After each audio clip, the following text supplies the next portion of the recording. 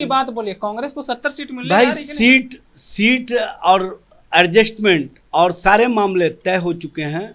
बिहार की जनता तेजस्वी जी के नेतृत्व को स्वीकार करके आगे बढ़ रही है और स्पष्ट रूप से संदेश दे रही है डबल इंजन सरकार को, नेतृत्व जो अचेता अवस्था में है उनको, कि अब आपके नेतृत्व पर हमको विश्वास नहीं है। हमको युवा सकारात्मक सोच वाला नेतृत्व चाहिए, जो नौजवानों को नौकरी रोजगार दे, जो बिहार के विकास को आयाम दे, जो बिहार को आगे बढ़ाने का काम करे।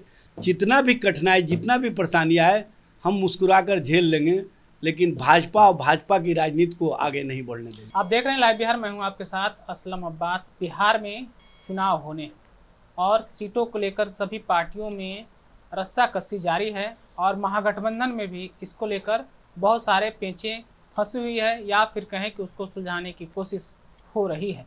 हमारे साथ बातचीत करने के लिए राजद के प्रवक्ता एजाज अहमद जी हैं। सबसे पहले एजाज जी बताइए, महागठबंधन में सीट को लेकर लगातार चर्चाएं हो रही है, सबसे ज़्यादा कांग्रेस की तरफ से प्रेशर है राजद के पास। देखिए, आप लोगों को लग रहा है कि प्रेशर है और हमको लगता है कि हमारा एक दूसरे के प्रति सम्मान का भाव है, एक दूसरे के प्रति विचारों का आदान प्रदान है, एक दूसरे के प्रति जो समन्वय है वो स्पष्ट रूप से दिखता है। जब इंडिया महागठबंधन के चेयरमैन तेजस्वी जी हैं और उनके नेतृत्व में इंडिया महागठबंधन की बैठक होती है, लगातार बैठक हो रही है, सब बैठकों में सारी बातों की चर्चा की जाती है। सबसे पहले हम जनता और जनता के मुद्दे तय कर रहे हैं। नहीं, आपको नहीं लगता है कि तेजस्वी यादव के नाम पे कांग्रेस की तरफ से ऐलान नहीं किया जा रहा है? ये दबाव है सीटों की संख्या बढ़ाने के लिए, घटाइए नहीं। आपको ये नहीं लगता है कि तेजस्वी जी के नेतृत्व को बिहार की जनता का व्यापक समर्थन मिल रहा है, विश्वास मिल रहा है, और जिसको जनता का समर्थन और विश्वास मिलता है, जनता के प्रति जो प्यार मिलता है, और जिस तरह से बदलाव के कारक के तौर पर बिहार की जनता तेजस्वी जी के नेतृत्व को स्वीकार करके आगे बढ़ रही है और स्पष्ट रूप से संदेश दे रही है डबल इंजन सरकार को, नेतृत्व जो अचेता अवस्था में है उनको, कि अब आपके नेतृत्व पर हमको विश्वास नहीं है। हमको युवा सकारात्मक सोच वाला नेतृत्व चाहिए, जो नौजवानों को नौकरी रोजगार दे, जो बिहार के विकास को आयाम दे, जो बिहार को आगे बढ़ाने का काम करे, जो बिहार की जनता के प्रति अपना सकारात्मक सोच दृष्टि के साथ बिहार की जनता को साथ जोड़ करके आगे बढ़ने का काम करे। वैसे नेतृत्वकर्ता तेजस्वी प्रसाद यादव के साथ सभी लोग खड़े हैं। नहीं, आप लोग युवा की बात कर रहे हैं, तेजस्वी की बात कर रहे हैं। आप ही लोग की पार्टी के तरफ 2020 में कहा गया था कि अगर कांग्रेस का प्रदर्शन अच्छा होता तो तेजस्वी यादव मुख्यमंत्री बन जाते, तो इस बार आप लोग बदलाव पूरा कर दीजिएगा। देखिए, ऐसा कहीं कोई मामला नहीं।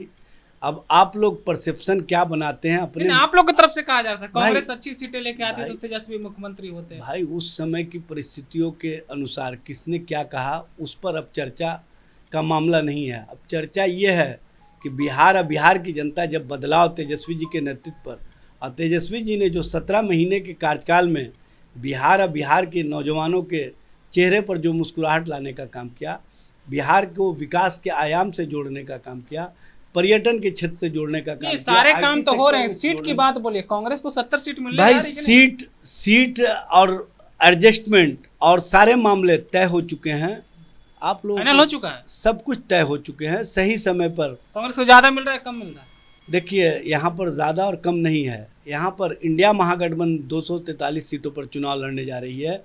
इंडिया महागठबंधन के चेयरमैन तेजस्वी जी के नेतृत्व में इंडिया महागठबंधन की ओर से जब घोषणा की जाएगी तो आप लोग भी आश्चर्यचकित हो जाएंगे कि इतने बढ़िया तरीके से, इतने स्मूथली ढंग से इन लोगों ने गठबंधन को, गठबंधन के स्वरूप को किस तरह से बना लिया। उनसे ठीक है, मान लीजिए गठबंधन में स्वरूप अच्छे बन जाएंगे, बेहतर हो जाएंगे, आप जैसा बोल रहे हैं।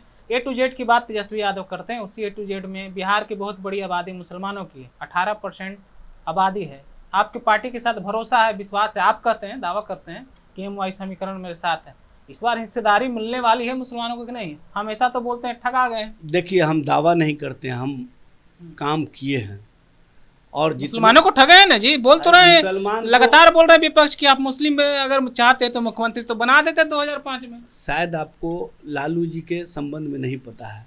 लालू जी अगर समझौतावादी होते, राजनीति में अगर सत्ता का, स्वार्थ का उनको इस तरह का मामला होता, तो वो इतनी झंझावत, इतने कठिनाई, इतने मामले में जो उनको उलझाए रखा गया है, और जिस तरह से लालू जी ही नहीं तेजस्वी जी को भी उलझा करके रखा गया है और सारे झंझावत, सारे परेशानी, सारे कठिनाइयों को मुस्कुरा करके झेलने वाले, इस मुस्कुराहट में मुसलमान को बलि बनाइएगा, इस बार हिस्सेदारी मिलेगा। देखिए मुसलमान और मुसलमान की सियासत स्पष्ट रूप से लालू प्रसाद जी पर विश्वास करके काम करती है, लालू प्रसाद जी पर एतमाद है, लालू प्रसाद जी के साथ मुस्लिम इसलिए खड़ा है कि मुसलमानों को भी पता है कि आज भारतीय जनता पार्टी को देश के अंदर कोई अगर नेतृत्व चैलेंज कर सकता है और जो देश के अंदर, ये तो पूरी जनता जानती है कि लालू यादव बीजेपी से लड़ रहे हैं। बिहार में मुसलमान आरजेडी को वोट करते आ रहा है पिछले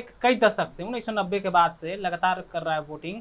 इस बार क्या हिस्सेदारी आपकी तरफ से उनको मजबूती के साथ मिल रही है जितनी उनकी चाहत होती है? देखिए, आप इस बार का क्यों बात कर रहे हैं?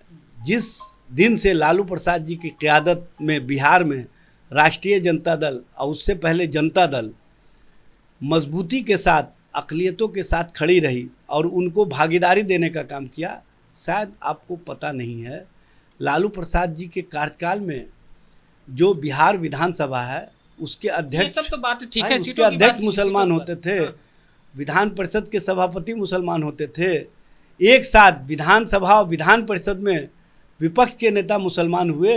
अब्दुल बारी सिद्दीकी साहब, सीटों के बारे में नहीं बोलिएगा भाई, सीट आपको पता है कि हम लोग खुले दिल के लोग हैं और जब गले लगाते हैं, सम्मान देते हैं तो सम्मान छुपा करके नहीं करते हैं, हम सम्मान को पहचान के साथ देने का काम करते हैं।